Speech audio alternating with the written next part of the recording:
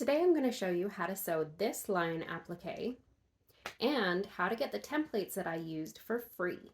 Hey everyone, I'm Adrienne from Sew PDF, and I've been sewing for about 25 years, and for the last 5 years I've been designing and marketing PDF sewing patterns. Now, something I am not is an applique expert. This was actually my very first layered applique. I have done a couple of simple appliques before, just a single layer, but my friend Anisha, one of the designer partners at Sew PDF, created this set of templates, and I wanted to show you how easy it is to use them, even for a beginner. So the tutorial for this pattern has a full list of the supplies that you'll need, and the main one is a fusible adhesive, such as Heat and Bond Light, which is the kind that I used.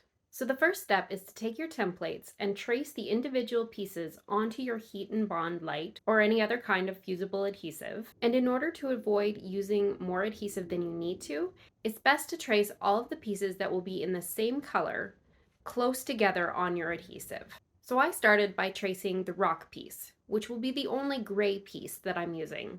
You'll want to trace the solid lines as well as the dotted and dashed lines. The dotted lines show where you'll be stitching details on it later, and the dashed lines are what you'll use to place the pieces together and make sure that they are assembled correctly. Now, just a quick note, if you have a projector that you use for sewing, then you don't have to trace the dotted or dashed lines, because you can use your projector for assembling later and for marking the places that you're going to sew the details on. I'll be showing a little of both methods, how you would do it without a projector and how you would do it with a projector. So you can see I'm cutting around the edges of the rock now that I've finished tracing it. You don't have to cut super accurately at this point because you actually want a little extra on the edges to make sure that the adhesive goes all the way to the edge of your fabric pieces. Okay, so here you can see I'm tracing the larger of the lion's mane pieces. And this piece has a shaded portion. So you want to transfer that shading because it will remind you not to iron that bit down until you've placed something underneath it. And this will all make more sense later. So after I finished the large lion's mane piece, then I started to put the lion's tail and the smaller lion's mane piece as close as possible on the adhesive because I wanted to use as little fabric as possible, and these pieces will all be in the same color on the same fabric. And then I did the same thing with the lion's body and face and ear, placing them as close together as possible. And then I put the lion's nose, which will be a separate color, by itself on a tiny little piece. On piece 5, there was also another little shaded part, and then there was also a red line. And that red line means that that line is going to need to be snipped. So I pulled out a Sharpie and made sure to mark this in red on my adhesive so that it would remind me to snip that when I remove it from the fabric. So here are all my pieces, all traced out and rough cut, which rough cut means not to cut it specifically on the lines, but a little further away from the lines. So now it's time to press these onto the wrong side of our fabrics. You want to use a dry iron for this pressing, so no steam. And you can see I tried to get as close as possible to the edges of my fabric, just so I have lots left over for future appliques with the scraps. You'll want to use a piece of baking paper or a pressing cloth to avoid getting pencil or marker transfer onto your iron. Be careful with fabrics that don't have an obvious right or wrong side. I accidentally pressed this to the right side of my yellow cotton lycra and ended up redoing it later. Not that it would have been overly obvious that I used the wrong side, but I do find that the wrong side of cotton lycra tends to get a little wash-worn more quickly than the right side. So once they're all pressed, it's time to cut them out exactly.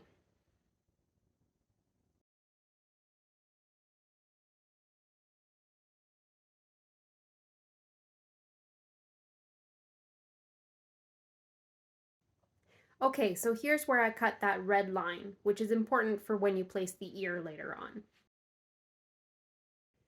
And here's a great tip from the tutorial. Don't cut the tiny pieces right away. That just makes them easier to lose. You can wait and cut those right before you place them. After everything's cut, it's time to start assembling your applique. So you want to take a piece of baking paper or parchment paper, place it over your assembly guide, or you can use a projector instead of the assembly guide if you want to. And I'll show you a little more about how to use the projector a little later. So you're going to place it and then use your iron to get it to adhere in place. You don't need to go over it a ton at this point, just enough to get it to stay in place.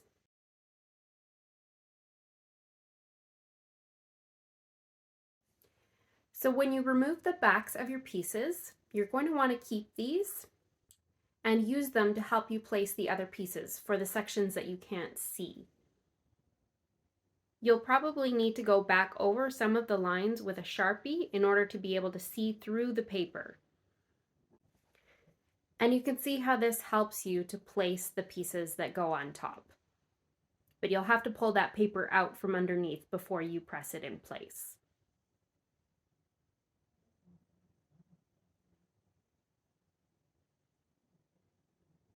Now, here's where I made my biggest mistake. I accidentally pressed down the lion's mane in the area that was shaded and was supposed to be not pressed down. Thankfully, the adhesive was still pretty warm, so I was able to just peel that back, place the other piece underneath, and then pressed it back down later, and it turned out just fine.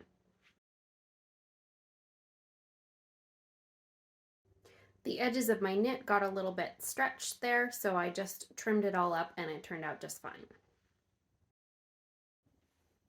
And remember, this one little section of the mane was shaded, so I made sure this time not to press that. And then here's where the split comes in. You tuck that ear underneath through the split and then iron it all down. Okay, so before I pressed the nose in place, I decided to start transferring some of the lines from the face piece because I was going to need that in order to place the nose. So how to do this without a projector? Basically, you're going to trace over the lines with a Sharpie so you can see them from the back side. And then you can just kind of lift it up a little and draw the line in where it was. It's a little bit tricky, so if you do have a projector, I do find that method easier, and I'll show you that shortly. So after pressing the nose in place, I then put another sheet of baking paper over top just so I didn't get any of the marker onto my iron. And then I gave it a really good press to make sure it all stayed together. I let that cool, and then I used the projector to transfer the rest of my lines. So here we are with the projector. I've already calibrated it and put it in place, but then I turned it off to show you what it looks like when it's off, and then turned it back on. So you can see here that you can see all of the lines, although it's much better once I turn the light off.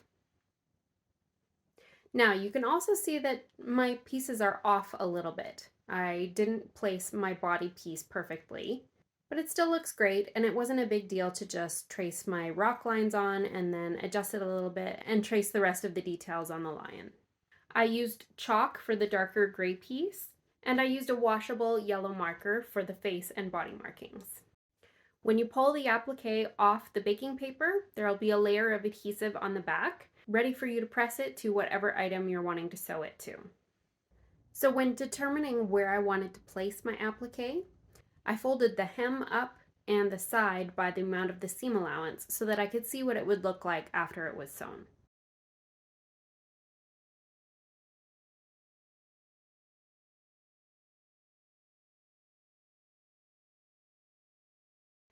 Because I was sewing my applique onto a knit fabric, so a stretchy fabric, I needed to stabilize it. So I used a fusible tearaway stabilizer, and I pressed it onto the wrong side of the fabric where I wanted to place my applique. For sewing my applique edges and detail markings, I decided to use a satin stitch. But there are lots of other stitches that you could use for this, and the tutorial covers some of these, as well as a video done by the designer of this template and pattern, and I've linked that video for you in the description. Sewing was definitely the longest part of this process, but make sure you don't rush through this. Take it slow, stick a pair of headphones on and listen to a podcast, or put your favorite show on your phone in front of you or something like that, and take your time so you get the stitches right. When it comes to sharp corners like this, what I would do is stop, put my needle into the fabric, pivot the fabric, and then lift my needle and move it over so that the zigzag would go back through the stitches it had already done instead of going beside it.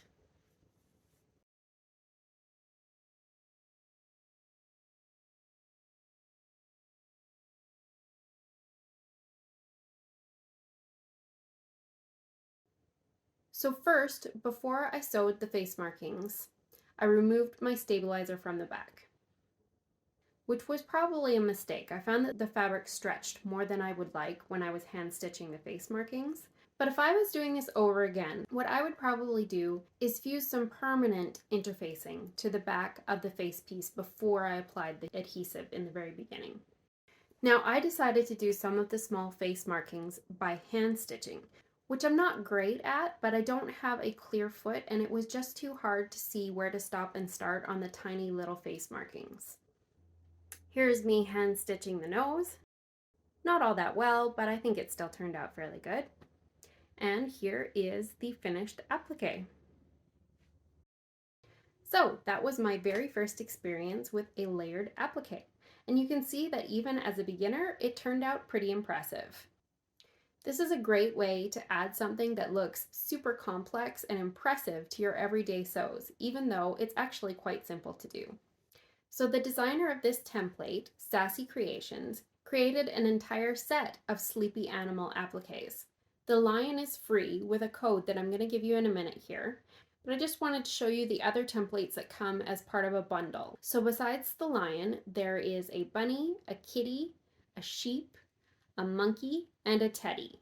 So I've got links in the description of the video for you for the bundle and then also for the lion applique by itself. And to get that one free, you want to use code The Lion Sleeps Tonight. And that is our gift to you for watching this video here on our YouTube channel. If you enjoyed this video, please give us a like and check out some of our other videos. Thanks for watching, and let us know in the comments if you have any other questions about appliques, as Anisha from Sassy Creations would like to make more videos about appliques for you.